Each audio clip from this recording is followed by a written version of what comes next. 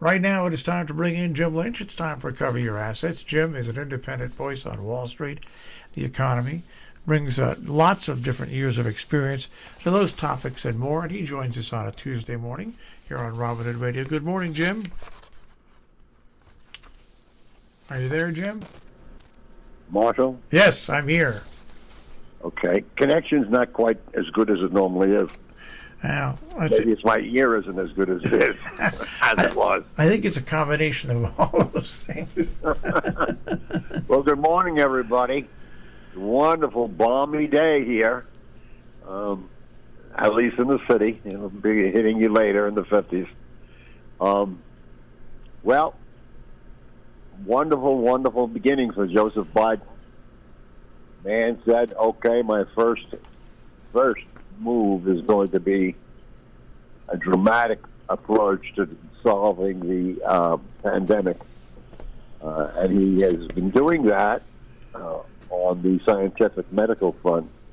And now he's had some legislation passed, which is extremely significant historically in terms of its size and purpose, but more importantly significant to all Americans. And it's wonderful for all of us that our new president has succeeded in bringing us something that we've all been waiting for, not necessarily an elixir overnight, but of solving the pandemic, but a real determination and a plan. And he's furnished that, and I think we feel very, very good about it. You know what's so great about what you're saying, and what's so correct about what you're saying is he's put together a team to deal with the pandemic, and of course he oversees it. But he oversees it from behind the scenes. He lets the experts be the one that show up at the press briefings, that show up at the conferences, give the information. He lets the CDC and all the different other organizations issue exactly what they want to issue. That's the thing that is so encouraging about this. And the other thing is that with that team and with the different organization that he has in place, yes, new vaccines have been added, but if you look at the pace of vaccinations from after election to the day he took office, and then from the day he took office to now, you'll see how significant having that separate team and that this team of experts handle this and set up things is working far better. So, but I think really one of the main things is he's letting the people that know about it handle it, Jim.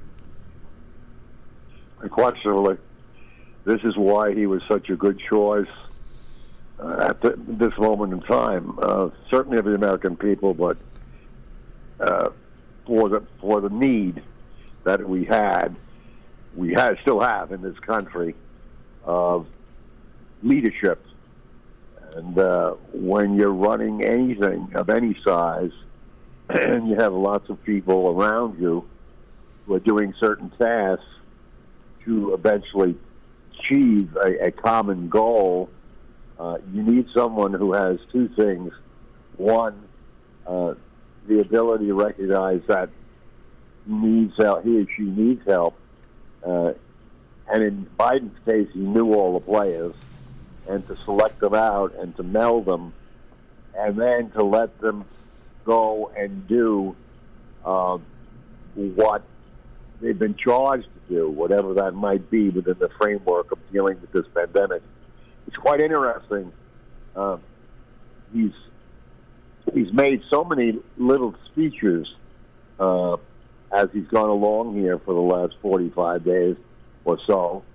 And he's able to do that because he's got people working continually on the project or projects. And so he can spare the 15 to 20 minutes because it's kind of like he can brief himself on what's going on and in the process do some managing. It's really an incredible happening here before our eyes, which hopefully he'll continue to be very successful because this first 100 days is going to be very dramatic when someone writes the book and gets to the inner workings of one human being saying, here's my goal, and I'm willing to get great people to do it and willing to work with them and cooperate with them because I've got 335 million people who I have been charged with. To guide and help and move forward and in prosperity and in good health. It's an incredible model, and you hesitate to really get overboard on any one thing. But man, this is really it. The guy says, "I'm going to do something. Here's the goal. Here's what we're going to do," and he goes and does it. Well, he does it right before your very eyes. A lot of ballyhoo and yelling and screaming. So, well, that's the whole thing. America, be thankful. Well, it's the whole thing. Like right now, there's a difference of opinion with members of the CDC and some of the other health agencies about the new travel advisory and the new how CDC met, where people who have been vaccinated can sit and be together. Instead of him getting involved in it, he's letting these divisions of government explain it themselves, and show that there might be a slight difference of opinion here and there, but the president is staying out of it. He is letting the experts talk out the problems that they might see ahead, and I think that is reassuring to the American people. The most important thing at this time isn't whether or not you agree with Joe Biden's political views. It's the way the presidency is letting the rest of the government take charge of the things that they should have charge without interference or blindsiding from the President of the United States. That's the thing I think that makes it so interesting. I mean, there's other things on the horizon that Joe Biden has to face that don't involve the United States. It involves, of course, the genocide that is happening to Muslims in China.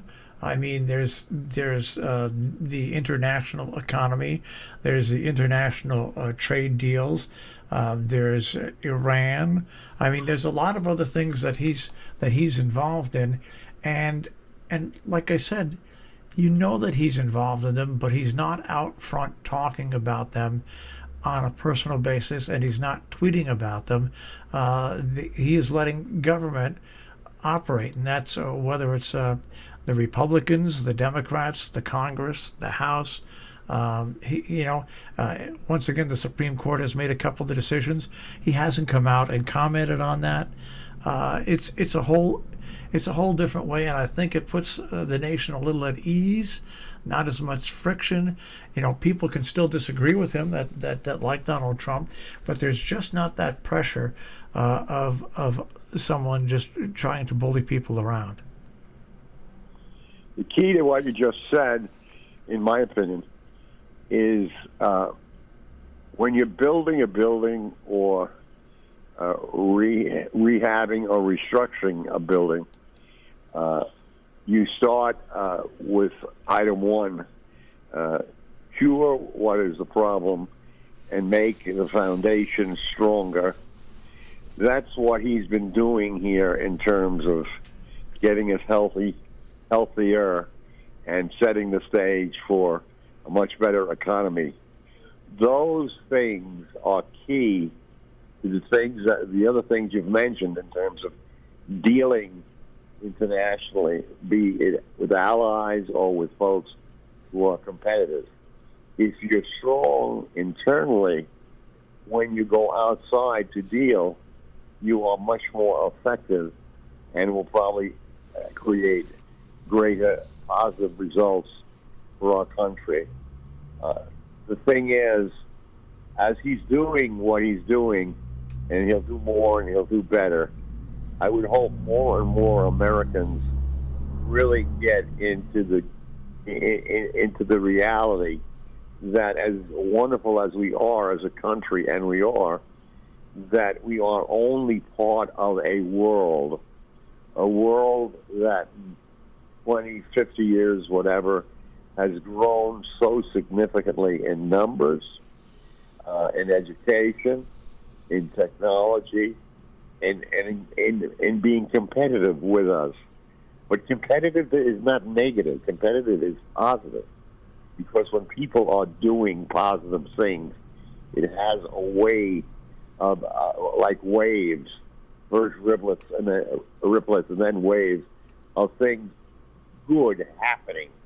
It's when somebody great does a great technology and it's exported to us, we in turn turn it around to our own well-being and that of others who we are working with or dealing with in the world. So we're back on the positive role, as I see it, and it's so important to a couple of real big things: world peace and world health. Because if we don't have peace, all of the gadgets we have really don't matter. So it's really a very great beginning. When you talk, this is a side story, but it's nice when the news that comes out of the White House, is the major thing is that the two German shepherds have to go back to Delaware because one of them is the younger one is a little aggressive. I mean, it's nice when news like that comes out of the White House and it doesn't involve anything else. I totally agree. I totally agree. There's nothing like a little glimpse of humanity among the folks that are leading you. Yeah, that was something, and it was handled, has been handled very deftly. I mean, these things have happened, not to all of us, but they happen with pets. They happen with a lot of different normal daily living, and but those two people in the White House, Mr.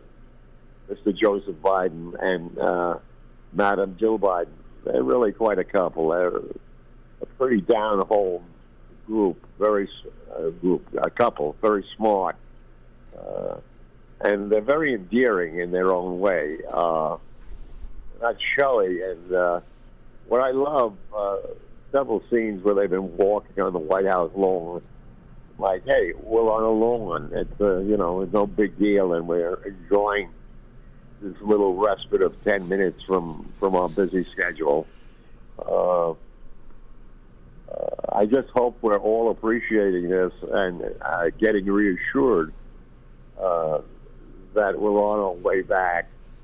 And in the process, I would hope those Americans who are, going down a trail that they think is the only trail and becoming controversial and difficult, they would begin to slip back to taking care of themselves and just enjoying the ride, because that's the whole game here, to enjoy the ride. And you're in a great country to do it. I have to quickly say something I wanted to say on several shows. Folks, education, your school boards, your state boards, you got to pay attention. You got to start figuring out what these curriculums are teaching the young. Jim, you still there?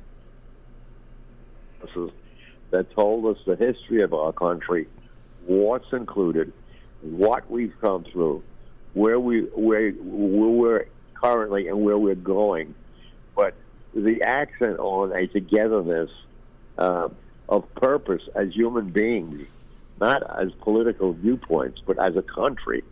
We've got to get back to that, and I think the only way we're going to get back to it decisively is going and looking at the way we are educating our students. We seem to have a great propensity to teach them how to take tests and go to the better high schools and the better colleges.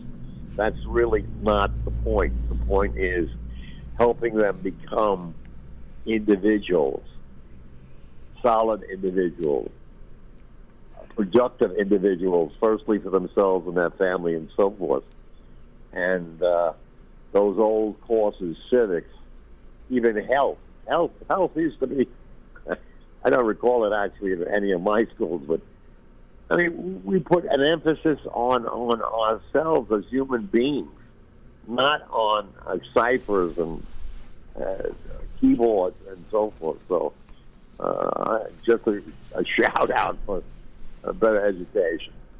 You know, we've got only about 5 minutes. I want to talk more about this next week when we have time. But, you know, with all this talk nowadays of people against wiping away some of the egregious debt that Americans have, whether it's their college loans, whether it's whatever it is, I want to remind people, and you might remember this, Jim, back in 1969, a guy by the name of Richard Nixon was president, and he was very close to enacting an unconditional income for all families.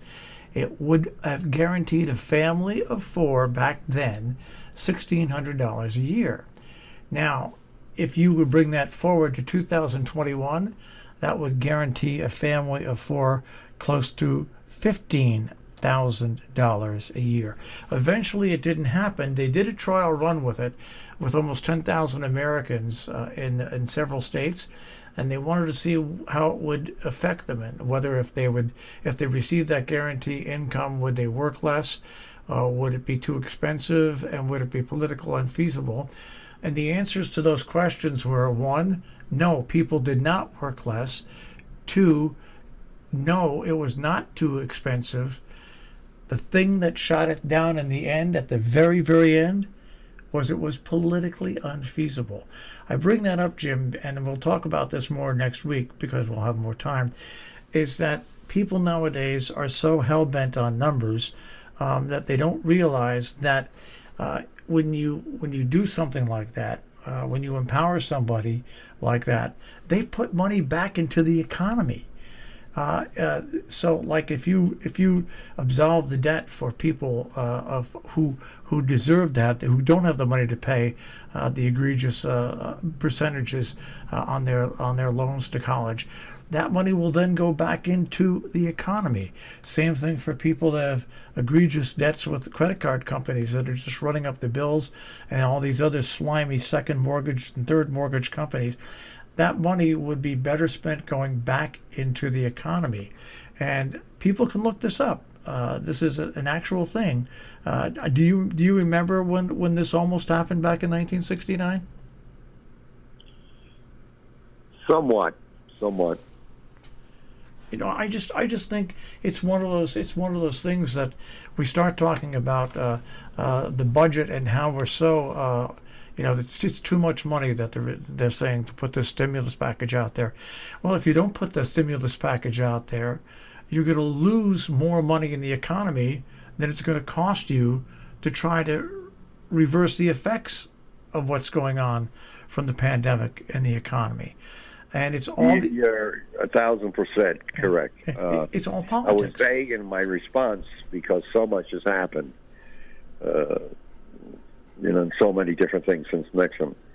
But you're getting to my theme, which I'll make in part of my contribution next time, and that is doing something like that makes us a country, makes us a better country. We have people of all stripes living here, education-wise and so forth. We want them all to be productive. And if we can take X amount to get them more productive as human beings, they will contribute to our health, to our well-being, and yes, very definitely, they will put money back in, pay taxes, and help as the long term goes on, help with the expense of that original contribution by the government to their citizens. It's called seeding, seeding. When you seed to individuals, it only comes back. They're not taking the money and putting it in a shoe. They're taking the money to make their lives better. And when people's lives are better, everybody around them, to varies and sundry degrees, their lives are better. And so I'm delighted that you brought this topic up, because it fits well with bringing us back together as a country. Socialism, somehow some politicians have made it a nasty word. I've seen so many comments on Facebook defining socialism. If you look at socialism, my God in heaven, it's for the individual citizen of this country to help them to keep healthy and productive and add to the benefit of our great society. Anyhow, look forward to that as I do pitches and catches, whenever that is. That's right. Hey, I watched the Yankees and the Phillies play the other day, and it was a great to see baseball being played. Amen. All right. Amen. All right, Jim, we'll speak to you next week. Good to talk to you, Marshall, and everybody. Be well. Stay safe. God bless. Bye-bye. Take care. Jim Lynch, and Cover Your Assets this morning here on Robin Hood Radio. And we remind you, my opinions and Jim's opinions are our own. They don't represent the people that volunteer here, that work here, that are associated, that underwrite here, that support us, or people at the Bargain Barn or at CATV 6 or 252. There are individual opinions. All right? All right. And you can find the show on the web at robinhoodradio.com. Click on demand. Click on Cover Your Assets with Jim Lynch.